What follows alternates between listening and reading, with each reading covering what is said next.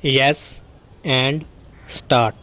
I take your leave, sir, and the indulgence of the House to refer to certain incidents which took place in this House as well as the other House in the course of the last week and which somewhat disturbed the normal serenity of the work of Parliament.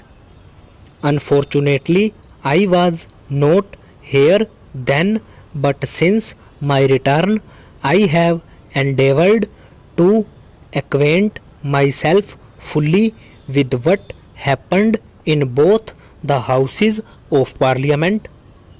Under our Constitution, Parliament consists of our two houses, each functioning in the allotted sphere laid down in that Constitution.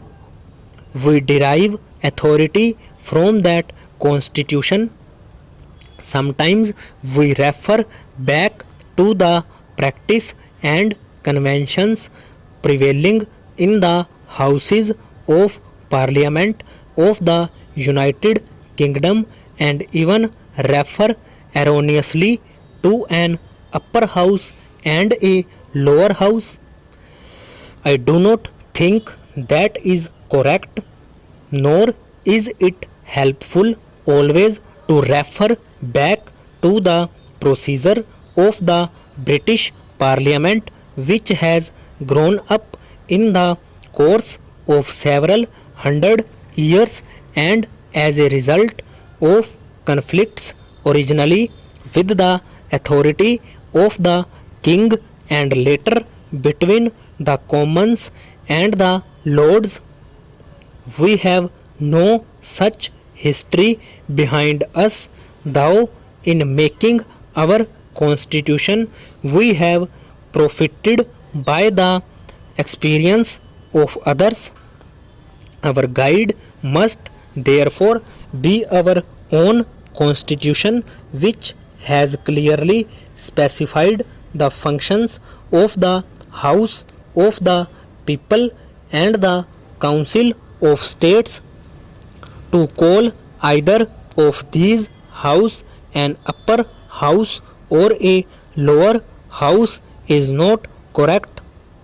Each house has full authority to regulate its own procedure within the limits of the Constitution. Neither house by itself constitutes Parliament. It is the two houses together that make the Parliament. It is the two house together that makes the Parliament of India. The successful working of our Constitution as of any democratic structure demands the closest cooperation between the two houses. They are in fact parts of the same structure, and any lack of that spirit of cooperation and accommodation would lead to difficulties and come in the way of the proper functioning of our Constitution. It is therefore particularly to be regretted that any sense of conflict should arise between the two houses. For those who are interested in the success of the great experiment in nation building that we have embarked upon, it is a paramount duty to bring about this close cooperation where each other. There can be no constitutional differences between the two houses as the final authority is the Constitution. The Constitution treats the two houses equally except in certain financial matters which are to be the sole purview of the House of the People. In regard to what these are, the Speaker is the final authority.